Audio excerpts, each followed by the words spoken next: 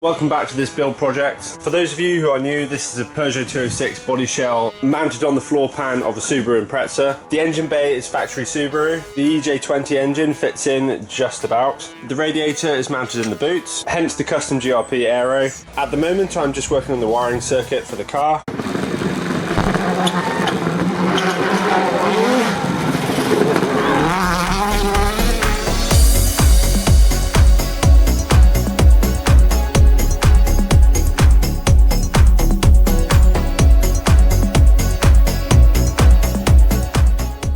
At the end of the last episode, I installed the main power to the isolator. Now I need to run the auxiliary wire back to the top of the battery that will feed the relays.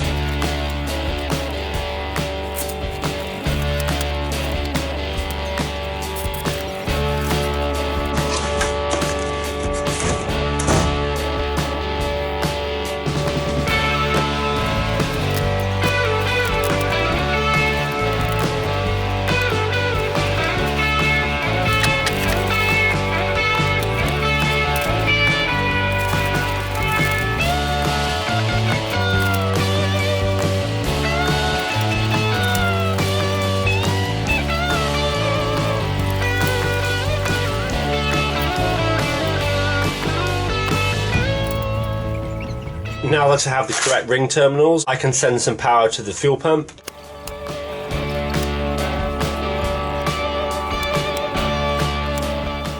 I have just extended the feed to the power and earth for the interior lights. It runs up over the column and will join the isolator.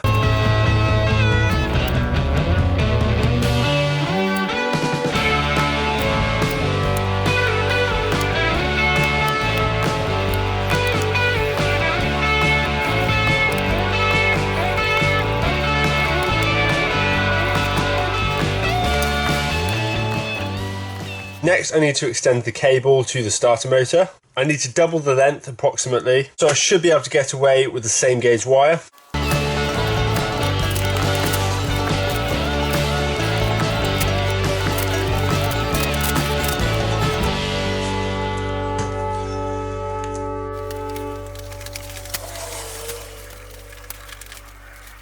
I have actually found a better feed for the starter. Instead of going through there is a bulkhead outlet further down, which makes the run from the starter motor a lot shorter, so it can come straight up to the isolator. In the last couple of videos, I've had some comments on concerns on the setup of the isolator switch. In the latest video, Trevor Woods has commented the power to everything has to be cut off when the kill switch is off. I have checked the blue book, and for some rally competition you do have to in fact isolate every electrical circuit, not just fuel and ignition, so thank you for pointing that out. Luckily for me, the way I've set it up, it just means rerouting the wires from one side of the terminal on the isolator, and the same with the buzz bar on the battery. All the wires I plan to go straight to the positive on the battery, I can just put to the isolator, and then that will act as my complete cut-off. The only potential issue is running out of terminal space on the isolator, but I can join some wires if I have to reduce the number of terminals.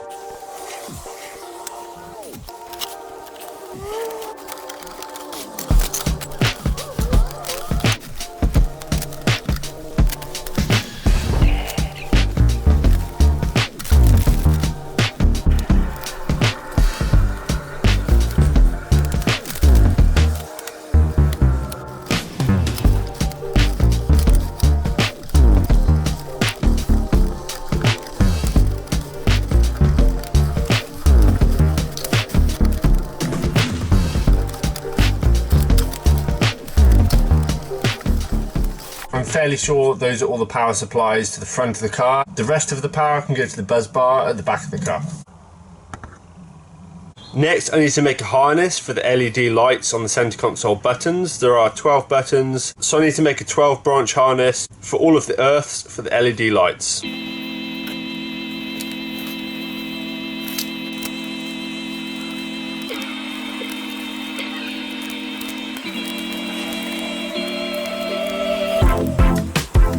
So I've got 2 banks of 6 wires each. That reduces the number of terminals used. I'll just use a rivet to join these together.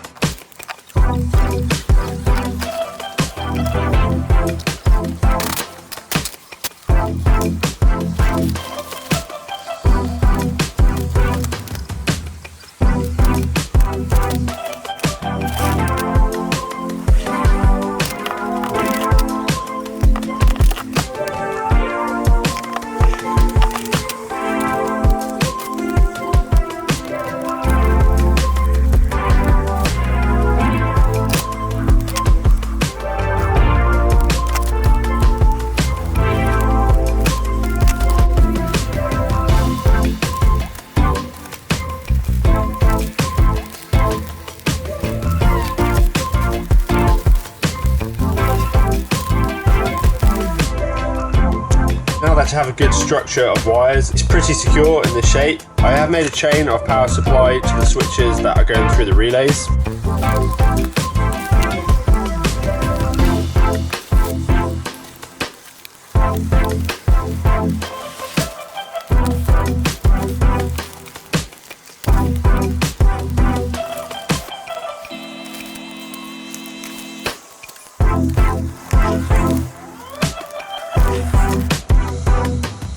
That's the controls for the heater wired up.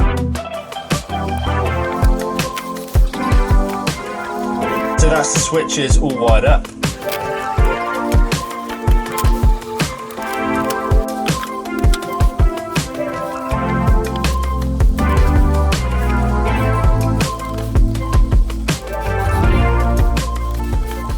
Before I go ahead and join the power from the switches to the buzz bar, I'll make a note of the layout of the devices, so when the time comes to put the fuses in the fuse holder, I know which one goes where.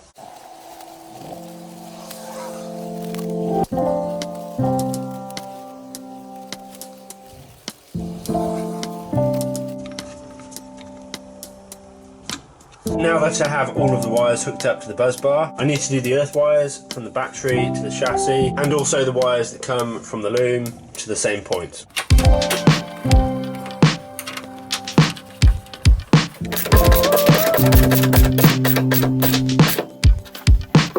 I am just installing the near side indicator light. I want to get everything on the car so I can test the wire circuit.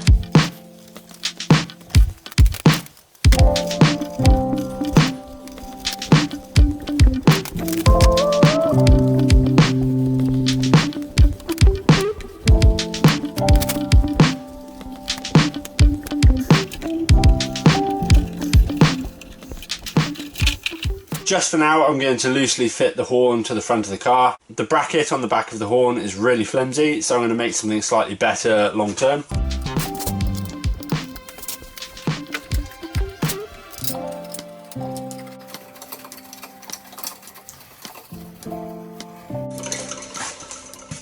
Terrible. Next, I need to get all of the fuses in. To be brutally honest, I'm just going to guess at the moment what size fuse to use for which device. I just need to make sure every single device is fused so it safeguards it if there's a problem. I know for a fact the heater needs a 15 amp fuse. All the hazard lights are running on LEDs, so I probably only need a 10 amp fuse for that one. I will try 5 amp fuses for the brake light and the interior lights.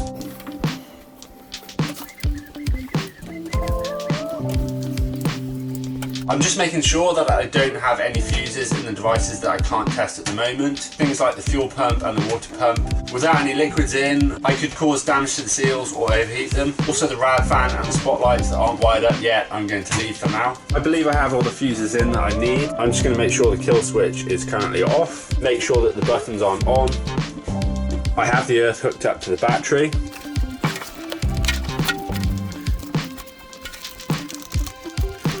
It's loosely in place. Checking the steering wheel buttons aren't on. Okay, let's turn it on. No smoke yet. One thing I have done is where I connected the curly coil, I just took the tape off just to make sure I fully insulated each wire. I could not remember exactly how I did this, so just to be safe, I've taken the tape off. Let's start with the steering wheel. This is the one we tested before, so it should work. Yeah. Left side.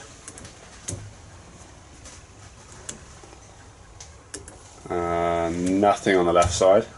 Let's try the horn. Yeah, I'd say that works. It's very loud actually. So the left hand indicator is currently not working.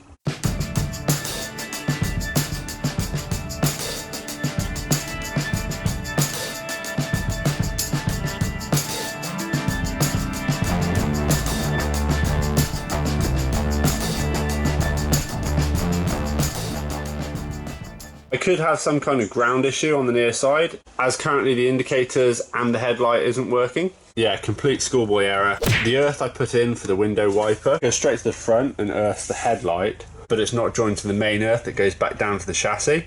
So effectively I've just linked the windscreen wiper to the headlight. Bearing in mind I did do this in the dark late one night. No excuse though. So if I join this cable into the main one, it should all work.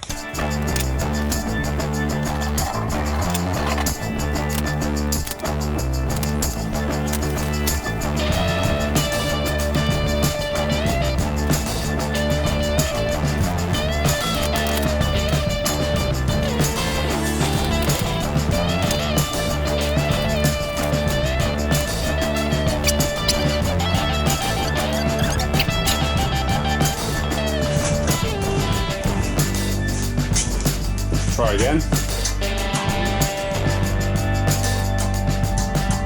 Headlight flash is working. Indicator is still not working. So firstly, I need to check that the green button on the steering wheel is getting power. Going off my diagram, the pink and grey wires go to the switch. So I will continuously check those first.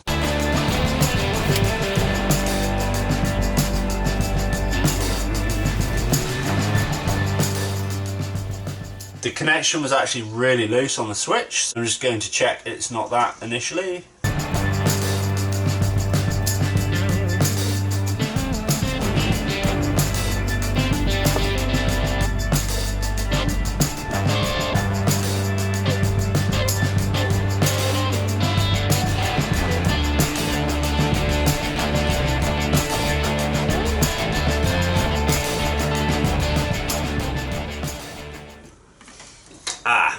No continuity there.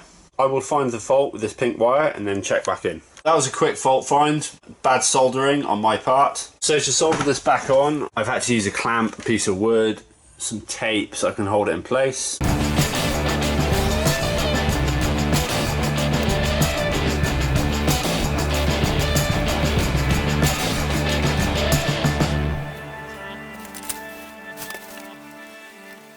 Before I get rid of this setup, I'm just going to test it.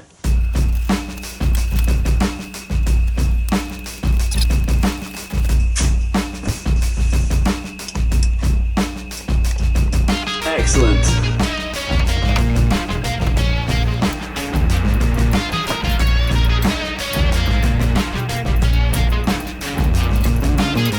Now we know all of the buttons on the steering wheel works. We'll skip the fuel pump, the water pump and the rad fan for now. Tail lights. They are working. Dip. Dip's working. Main. Main works. Park lights. They also work. Wiper 1.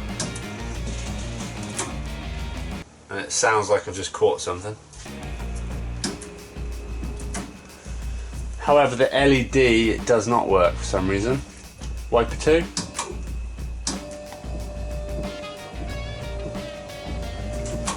Washer jet will skip, that's not hooked up. Spotlight is not hooked up. Fog light. Fog light is working.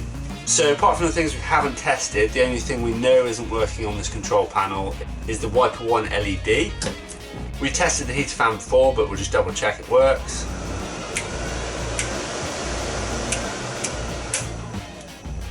I just need to check the earth for the LED, or it could be a dud bulb.